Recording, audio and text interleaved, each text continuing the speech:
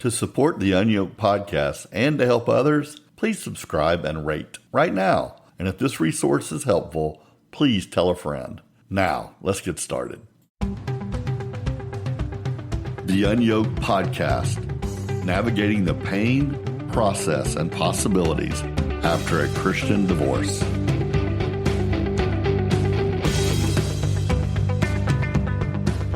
So you're willing to try again.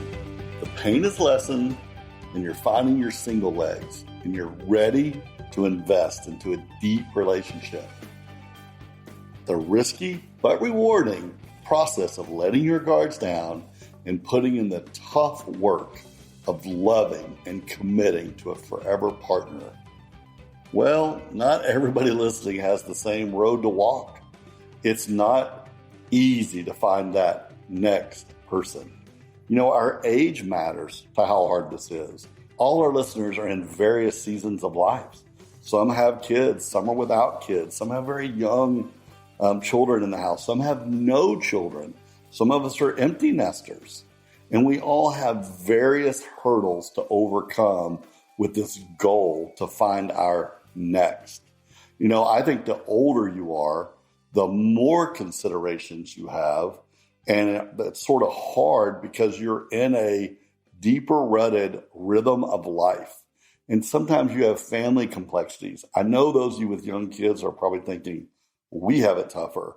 But wait till you add grandkids. Wait till you add problems of teenagers and young 20-year-olds. And the more people you have, the wider the tree, then the more problems that you have. So as you get older, their problems are big problems. I know I had a guy one time who's a friend of mine. He was already an empty nester by the time I was having little kids. And I came in and complained one time. I was like, oh, my kids are costing so much money. He goes, do you have $1 problems? He goes, when you're older, you have problems with commas in them. Little kids want to borrow a quarter. Older kids want to borrow $1 or $5. Teenagers want to borrow 20s.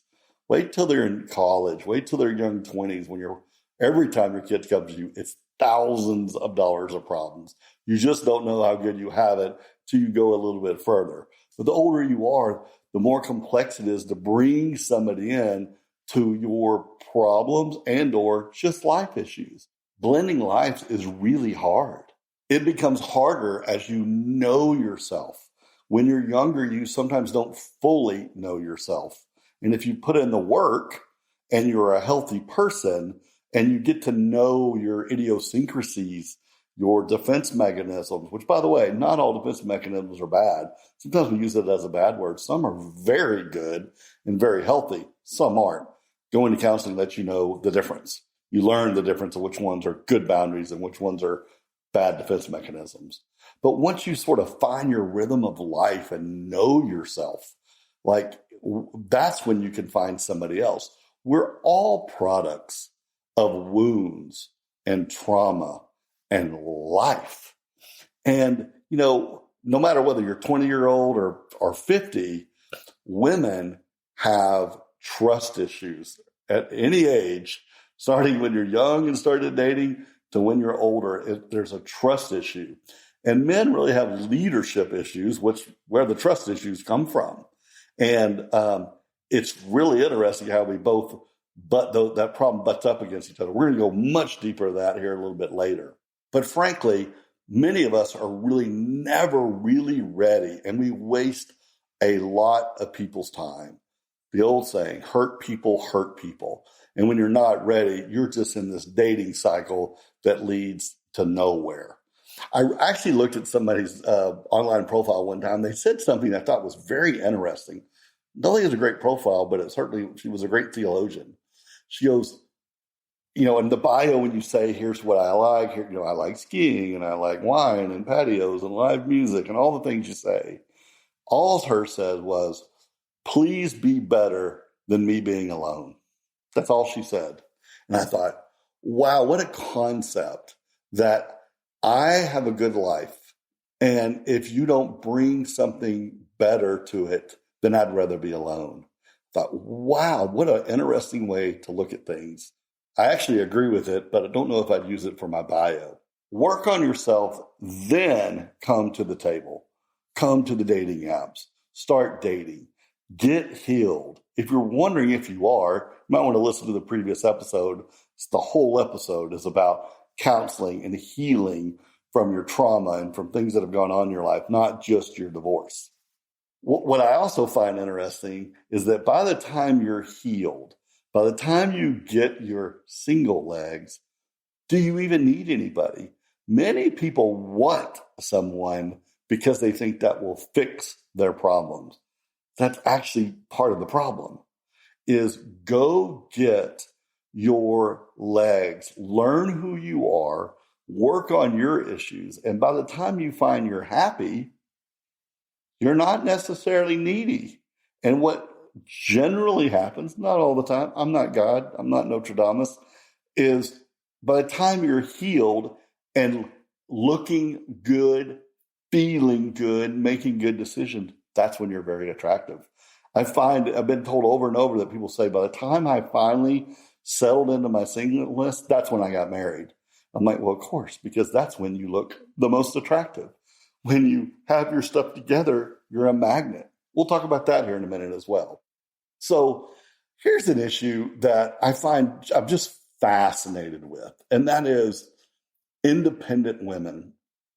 Now, please, let's don't get into the theology of submissive and wives submit to their husbands, but it is going to play into this conversation a little bit.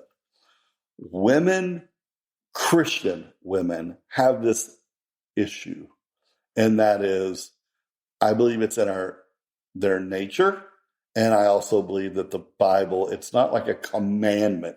I know some women hear the word submit and they just walls up. So if you're one of those people, give me a minute to walk through this.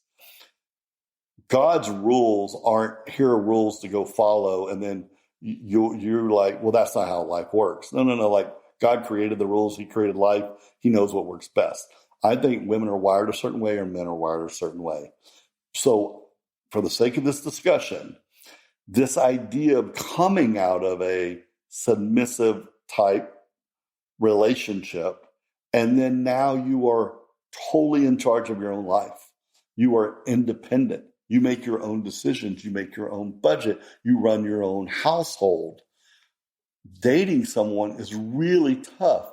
When does your role change, and what would make it change? It's a complex topic. I talked to somebody the other day, and they were knee deep into a class, into a book. And what they were studying is the roles of men and women biblically versus culturally. Like, what men are masculine, women are feminine. What does that look like, and what does that look like in the Bible? You know, if men are more the chaser and women like being chased, right? How do you deal with that? What is that? How should that look when the Bible doesn't have a whole chapter on here's how dating and courting works, right? And so women, I think sometimes, well, I'm jumping way in the deep end on this, but women, sometimes some of you, I'm not saying all women, some of you get stuck in your head and you overanalyze relation. Oh, this guy, well, he didn't call me on Tuesday, but should I call him back? And, I need to do everything perfect. I got to dress up. I got to look a certain way. And you're in your head, and you get tired. You're going to get tired. You are tired, even if it's subconsciously you're tired. And it's because you're living in the role of the chaser versus being chased. But courting is, I do get frustrated. I've seen churches talk about this. I've had friends talk about it. They talk about a man should blank, a woman should blank. But courting has looked very different throughout the years and throughout different cultures. It's frustrating because we live in a world where the guy, you invite your girl to this dance and this dance, but she's going to invite you to this dance. And then here's how you wear, and you open the door. But there's other cultures that the mom and dad pick your wife and your husband. I have a friend who literally her marriage was arranged, and she said she cried herself to sleep that night, but she's been married for 30 years. She says she loves her husband. Like, that is not an American thing. That happened overseas, right? But they're believers. And so the Bible is not very clear, because I think it knows through culture and times that there's going to be various ways to navigate engagement, getting married, being married. They all look different. And so as Americans, I think sometimes we make too many assumptions about what something should look like. A guy should pay for this and a girl should whatever. I don't know what the answer is, other than there's a lot of assuming. Pursuing can look different. But I will say there is a lack of pursuit. I think the women in their independence sometimes become the pursuer, which makes the men not the pursuer. And that leads to problems as well. I'm going to get into that here in a second. So what the exercise becomes is, when do you need to be independent? And when can you turn that on, and when can you turn it off? It's pretty hard. But here's a trick, women. All right, I'm a guy, so the women are going to have a little bit of advantage here.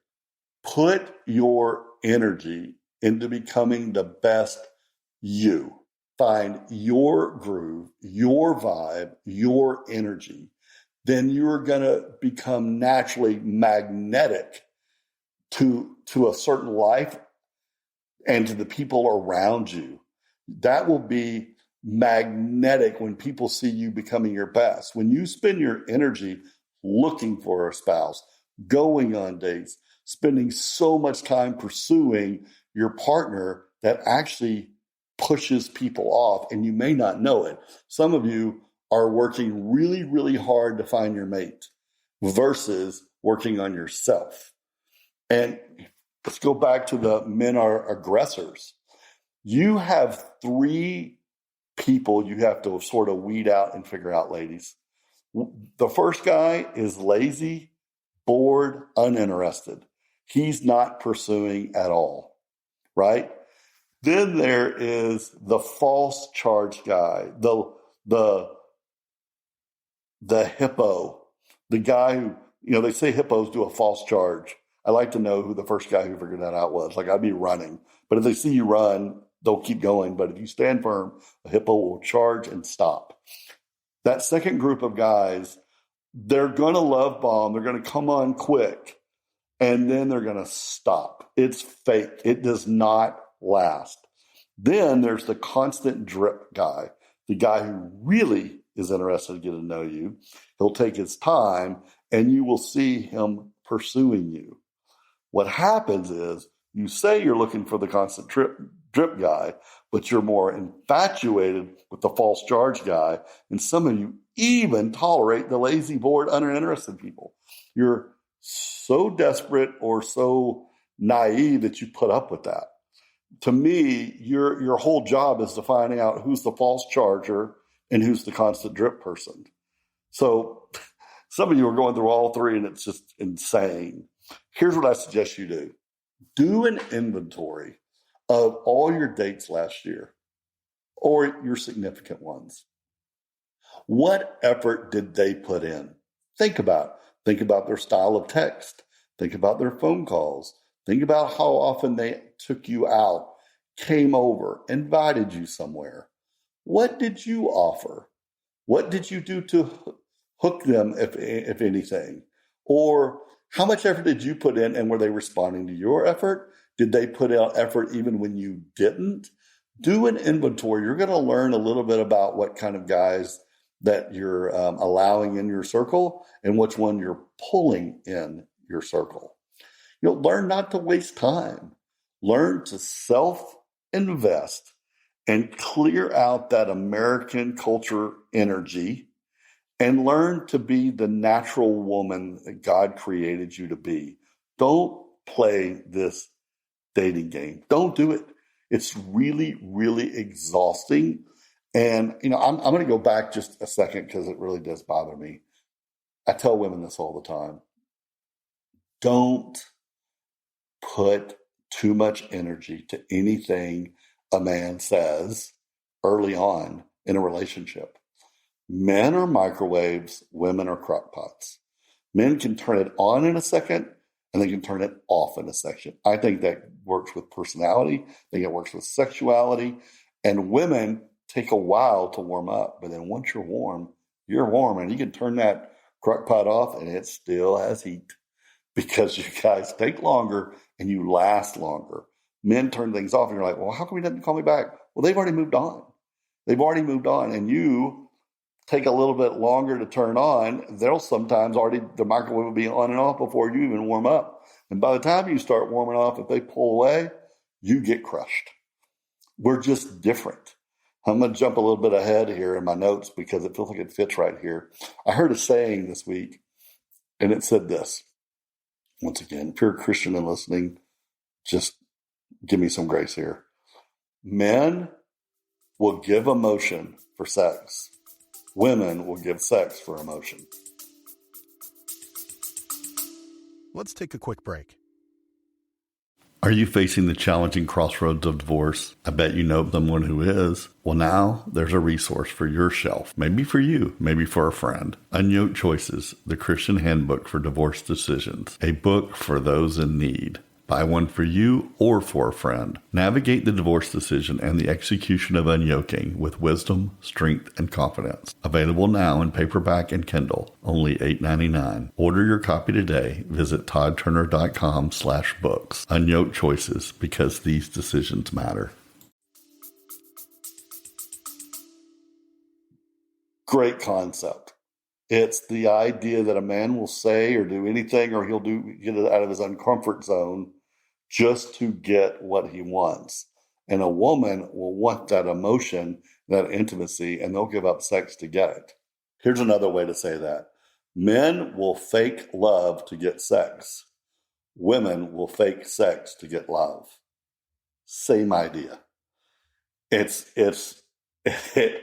behooves us to find out, especially you women, what kind of guy this is. Is it real? Like, a guy can lie, he can BS, he can manipulate only so long, and then he'll move on. The guy who drips. This is why you have the old argument about nice guys finishing last, because that's the guy who says, I'm here for the drip.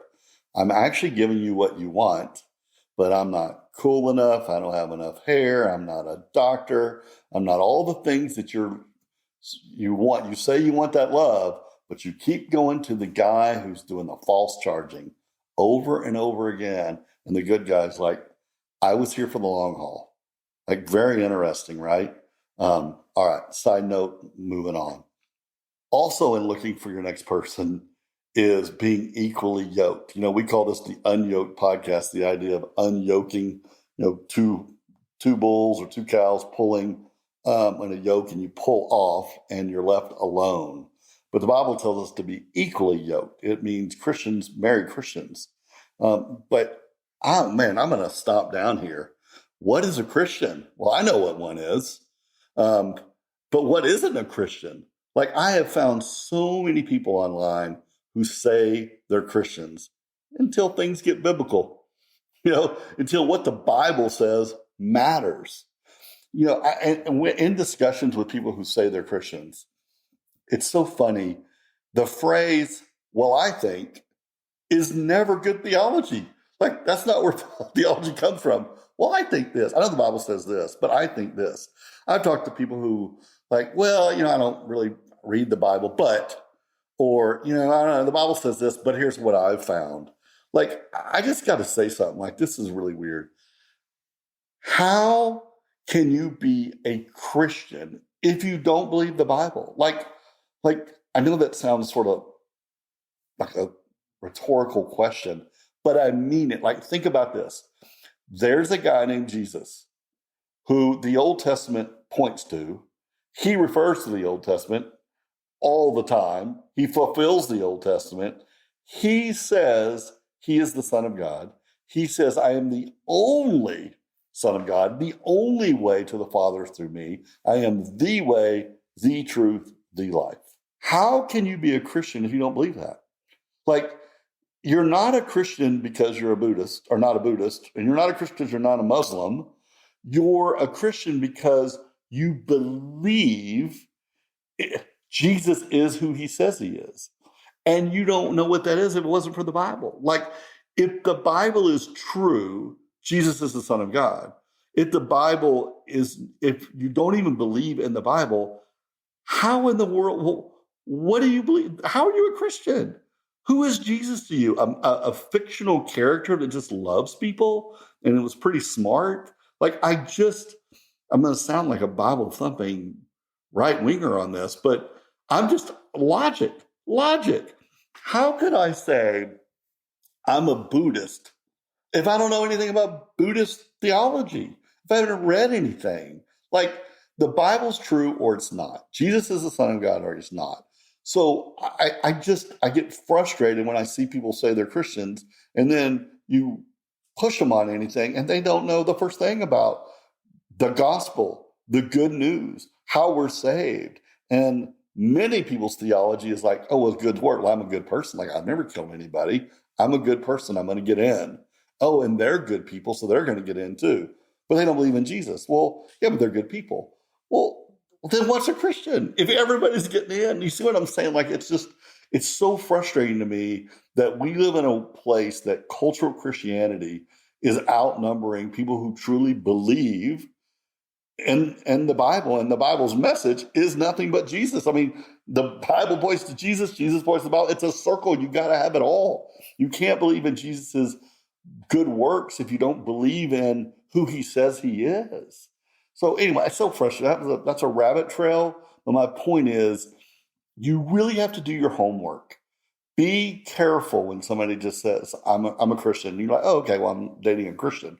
No, you got to have really tough conversations. And man, I've been burned both ways. Sometimes you come right off the bat with your theological gauntlet and you run somebody off. I've done that. And then other times you let somebody in and you assume, and then you finally have some conversations. You're like, you're not even a believer. Oh no. Oh no. Like, oh, it's frustrating. Okay. Also, I use the word Christian culture, but I'm also use the word culture. I think that these both tie together. Culture matters. I told my kids one time, we were talking about race and dating outside your race. And here was my argument to them. I said, I don't care. I don't care what color, height, whatever you date. Like if someone loves you, you love them, y'all both love the Lord. Like, I'm okay with that. I go, but I'm going to warn you of something. Culture matters. And you could have different cultures within your race, and you can have different cultures outside your race. And when you don't have the same culture, you're going to have problems. I think I've told this before in one of my podcasts, but I know a couple, they were white. One was raised in a desert in America, and one was raised in another country, Ireland, I believe it was. And he didn't fit in here and she didn't fit in there, and they had a real problem with it. They moved. Oh, I don't feel like I'm at home. These aren't my culture. These aren't my habits. I don't understand this language and these traditions. And he's like, I don't understand anything you're doing. And I hate peppers and I hate 100-degree weather, right? Finding people who are like you matters. And that actually works in the church. If you say we're both Christians and one of you is Assembly of God and one's a Nazarene, one's a Baptist, and one's a non-denominational, like, that's not all the same thing. There are nuances between denominations, and there are nuances between the beliefs system. And I know that there's essentials and there's the rings of what's essential and not essential. The problem is each denomination moves those rings. And so good conversations to find out if somebody is a Christian, what their culture is, and even what their Christian culture is, and their rhythm of what church life looks like for them, can be a real differentiator. And you really need to think about that. Your lifestyle matters, health, finances, your friend groups, your work calendar, all those things matter. And you need to look for someone that fits within your lifestyle and your culture. And, some people say there's rules with finances, like, Pretty Woman, right? That's a movie, by the way, right? Like, certain lifestyles don't fit. They do in movies, but they don't in real life. This sounds horrible. If you live in a trailer and you have a minimum wage job and somebody makes $400,000 and they're a member of a golf club, you probably don't have a lot in common. And I'm not saying that means you can't date. But I'm just going to say, you don't have a lot. You've never been to a tractor pull, and they've never been to a fancy tuxedo dinner either. And, it sounds fun, and it's funny on a movie. In real life, those are really, really hard to navigate, and they're hard to navigate over time. I've noticed with myself when it comes to dating that I am really hard to date. I'm taking a concept we talked about a minute ago, and that is once you find who you are and you get your legs, you get busy. You get into habits. I used to sit in my house and have the fear of missing out. What am I going to do? It's Friday night. I have nothing to do. Like, let me go call my buddies or let me go out and find something. And now I'm way more content at being at home or yoga or reading a book or doing nothing, right? I have my rituals of I go to, on my boat or I go to soccer games, but I'm always busy. I'm flying for my work. I'm flying for travel just on my own. I have family who flies in, luckily for me, very consistently. And time is just blowing by. Like every month I have stuff to do. And I've been told by women, you're hard to date because it's hard to make them feel like a priority because I already have priorities in my life. Like that it's attention. And I'm assuming everyone runs into this. I've been told I have a very unique speed of life and rhythm of life that makes mine a little bit different. But it is hard. I find it a challenge. And I've dated people who I felt like I could never break through their life because they are always with their kids. They're always going to their concerts. They're always have their vacations coming up. I'm like, how do I even fit into theirs? And how do they fit into mine? It's really, really tough. That's what I was saying. It's tough as you get older because your ruts get deeper, your friend groups get smaller, and you learn who you are and you learn where you want to spend time. And that's tough. And then, of course, who you date. My sister told me that my sister and I are very tight, like best friends for decades and decades. I bet I can count on one hand how many times we've really fought. We poke all the time. That's part of our love language and humor, but we love each other and would die for one another. We would do anything for one another. But my sister said something to me, and I really had to chew on it and struggle with it a little bit because when you marry somebody, even as an empty nester, it's not like you don't have to consider your kids. You have to consider their kids, and you have to consider what holidays and vacations look like. But my sister and her family are integrated with mine. And she told me, she goes, just make sure whoever you bring in is like-minded. Like, can we talk about politics at our table? Like, I don't want you to bring somebody who's so different than the ethos of our family that we can no longer have conversations without worrying about offending them. Like, oh, well, they don't like this. They don't believe in this. I'm like, I struggle because I'm like, I actually don't want somebody who thinks exactly like me. I want someone who has different opinions who will challenge me. Don't want somebody who's dug in. I want somebody who's like me, like, oh, I know where I stand, but I'll listen to a good argument. And if you present something good, I'll consider it because I know I don't bat 1,000 into everything. When it comes to politics, theology, there's a lot of things I'm open to. So I want somebody who's not necessarily the same. I don't want somebody who's lockstep, but I want somebody who can articulate their thoughts and they know why they believe what they believe in, right? So how do you find that person? Well, getting to know somebody takes time. Go back to that false charge. Don't find somebody who false charge. Find somebody who drips and is consistent. Well, that takes a lot of time to see how that person shows up in different situations, and then are they consistent with their answers? If you ask them a question and 6 months later you ask them the same question, do they shoot from the hip? Is it consistent with what they said? Or did they grow in their answer? Like, that takes a lot of time to spend time with somebody, significant time. Now, the other thing, I remember in one of our episodes, we talked about the blog post that I wrote that some of you have commented on. And that is where I wrote down who I am and what I'm looking for. The argument here, a goal, a dating goal, a marriage goal without a plan is just a wish. I wish I get married. I hope I find my soulmate. But what work have you done? What are your red flags? What are your deal breakers for your future partners? What are the qualities you prefer in others? What are methods and styles of communication that you do and don't jive with, right? Are you okay with somebody who's currently raising children, or do you need an empty nester? Why? What are you looking for?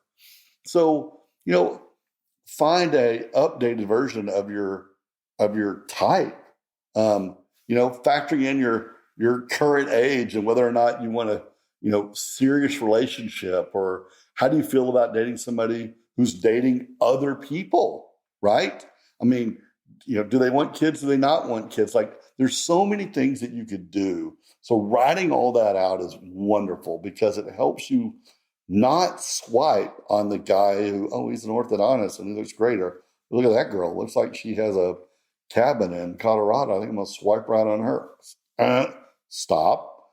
Does that person already, with their pictures and their bio, already scream no?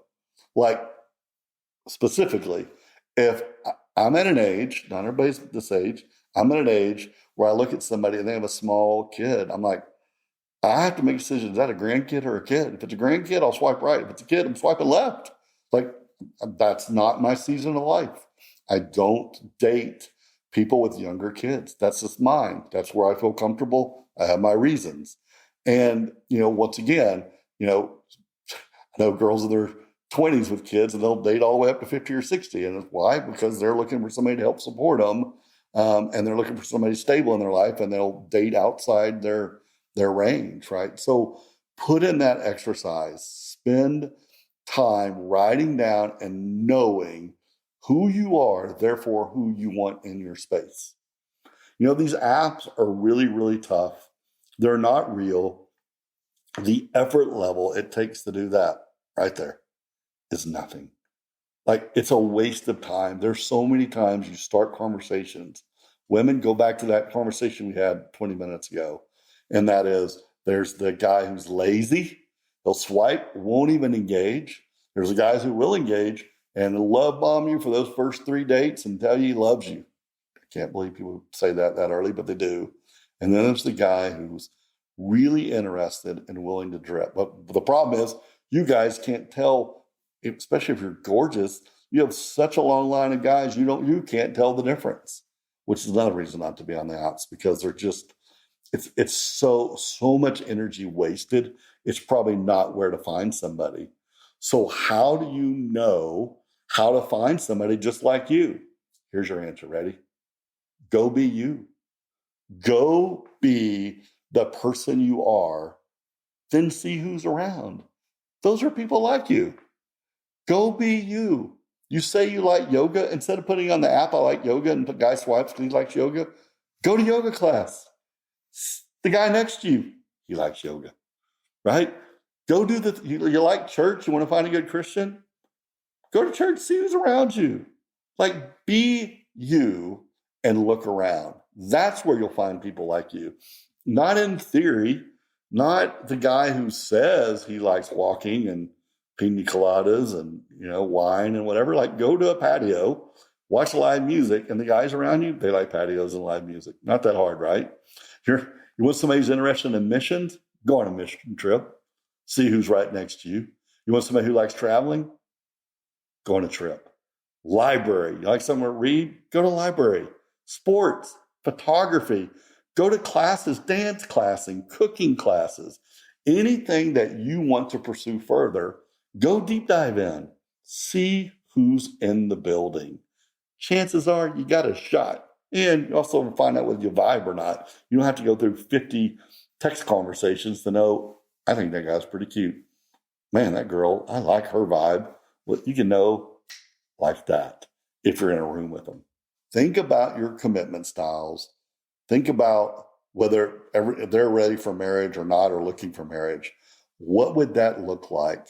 Don't assume. Talk those things out, and you have a real chance. I have a friend. I don't think she listens to this podcast, so I'm going to tell her story without her name. She married a guy. She married a guy that looked good on paper. It was a fast date, pursuing engagement marriage. In theory, all her friends liked him. She liked his friends. It all sounded wonderful. She got into the house and she was thinking, what are we going to do with all my stuff and your stuff? Like, apparently that was not discussed fully. His argument was, well, we're moving sooner or later. Like, this is put all your stuff in storage. She's like, all? Like, all. Red flag one. She comes to the refrigerator thinking, okay, this is our refrigerator now. I guess I need to go grocery shopping. And he had a fourth of the refrigerator cut out. He goes, that's for your stuff. Problem number two, same thing with the closet. Here's your part of the closet. And, all this was like, my stomach hurt when she told me this. And then it got worse. Money. It was, well, you buy your daughter's dress for that. I'm not buying her dress. You go spend that money on your kids. But he would, his kid got everything. Her kid got nothing. She was responsible for that. But they're married, they're a partner, and he drew the line. Well, guess what? These are kind of things that need to be talked about ahead of time. And I know sometimes we say, well, when you're married and you're in love, you'll work these things out. Well, when you're young and naive, you work them out. But when you're older, we're smart enough to ask these questions. And sometimes, these are hard because I don't think anybody I dated, I'd ever ask them how much percentage of the fridge I get. How are we going to work out the closet? But it's this mindset of who are you? How do you see life? And we got a lot to do, which is why it's so hard. The older you get, the harder it is to get married. When you're younger, you'll work it out. It's just harder when people are in their ruts. Okay, here's a little one. You can email me and tell me I'm a chauvinist pig. But women, not all of you, many of you, why do y'all ignore red flags? That's why they're called red flags. Like when a guy is screaming he has a problem, don't think you can fix it. Think, oh no. Like let him go work on himself. If he's not going to work on himself, then he can just stay single the rest of his life. Y'all should band together and just say, yeah, that guy is a narcissist. Stay away from him. That guy has anger issues. Like when a guy goes, when he screams at the guy in the car in front of him, when he's rude to the waiter, but he's not rude to you, like, oh, he has anger issues, but he won't do that to me. Yes, he will. Yes, he will. Almost all the time, women break up. My friends that are women that break up with somebody, they'll tell me the story, and they're not even through the first two sentences. I'm like, why didn't you leave right there? Why didn't you leave right there? You should have known. And they all say, yeah, I should have caught that. Or well, I wanted, whatever. Stop it. Trust your gut on that, right? Somebody says, I'm not a heavy drinker, but they are. You see, I'm not angry, but I holler at everybody. Go look at how men treat their mothers, their sisters, their daughters, their employees, their waiters. Then trust your gut. They're not going to treat you much different. They may at first. You may get a little bit of better behavior at first when they got the mask on. But when things come out, that's when it's going to get really, really bad and the truth is going to get revealed. While I'm digging a hole for myself, I'm going to dig another one. I don't understand this. It's one of the questions I'm going to ask Jesus. Besides, how did all the animals get on the ark? How did a sloth make it all the way to the ark? I'm still confused by that. Just don't understand it. But here's the other question I'm going to ask him. What is this about women and sixth sense? So many times I hear about women and their intuition, but yet y'all are wrong. And here's what, I'm not saying you're wrong because I disagree with you. I will tell the same story to 4 different women, and all 4 women will tell me, oh, no, this is the case. Oh, no, trust me, we know. But I don't tell y'all. Y'all disagree with one another. It's not me you're disagreeing with. You disagree with one another, and every one of you go to your grave thinking, I know how to read people, I have a sixth sense, I'm a woman. Well, but when I compare all the women's stories back, they're all different.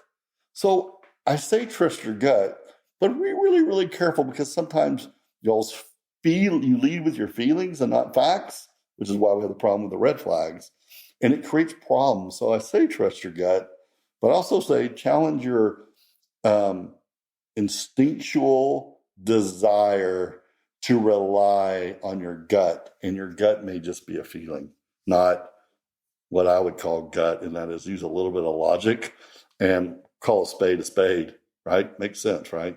So here's the bottom line. You will never find anyone of value if you are not of value. When you are stable, you attract healthy.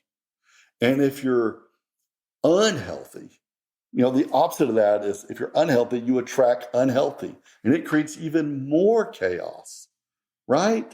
So work on yourself. If you want somebody significant in your life, work on yourself, put down your boundaries, use some of the principles that I mentioned here today before you lean in. Now then, for some of you who are in bad relationships, or because you're going to be better at telling people, go kick a can, go kick dirt. What happens when the conversation you're in, the relationship you're in doesn't go well? How do you break up? Well, let me tell you something. This was, my year one of being single after divorce. I had a girl I talked to briefly, had a great conversation. She sent me a text. It was gut punching and brilliant at the same time. I was an English major with a writing minor, so I appreciate good use of words. So even though I was crushed, I was like, that is really good communication skills. So here's basically what she said. She not only said, I'm not interested, she used a phrase like, I am no longer interested in communication. And I thought, what a great use of words, because it implies I'm not interested, and don't text me back. I don't need to talk about it. Don't make me unpack it. I'm telling you, I don't need to be communicated with anymore. And I thought, that is a brilliant way to do that. So it's okay to send a text of, thanks so much for the nice time the other night. Unfortunately, I just didn't feel the connection I'm looking for, but I wish you nothing but the best. Or, I'm no longer interested in communicating further. That says even more. Like, let's don't be Facebook friends. Let's don't even be friends. Let's don't go to the friend zone. Let's not ask me why, or can you tell me what I can do to work on myself? That would be really, really wonderful. Yeah, we don't need any of that. So learn that skill as well. Get people out of your life. I'm not saying you can't have good friendships. Trust me, I am friends with so many people that I dated because I'm a grown adult and I know how to communicate, and I know that person may not be the person for me, or in my case, I'm not in a place to really seriously date right now, but we can be friends. And so it's okay. But there's some people like, no, your personality, your energy, your whatever does not need to be in my circle, and I'm cutting it out. Being an intentional dater, that is totally fine. I hope you enjoyed this episode. As you know, you can go to toddturner.com/divorce for plenty of resources to help you along your divorce recovery journey, really getting your single legs as a Christian and what it will take to live a happy, productive, God-centered life. Blessings. Hope you enjoyed it.